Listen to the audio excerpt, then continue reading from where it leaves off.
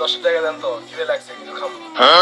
খাওয়া তো তোর একটা বাহানা, তোকে 10 টাকা দেবো, তুই 10 টাকা নিয়ে যাই ডেন্ডি খাবো না? না ভাই, আসলেই খিদে লাগছে, 10 টাকা দেন, কিছু খাবো। তো কিছু খেলাম তাও তো আমি টাকা দেবো না। চল ভাই, কি খাবো? বিরিয়ানি।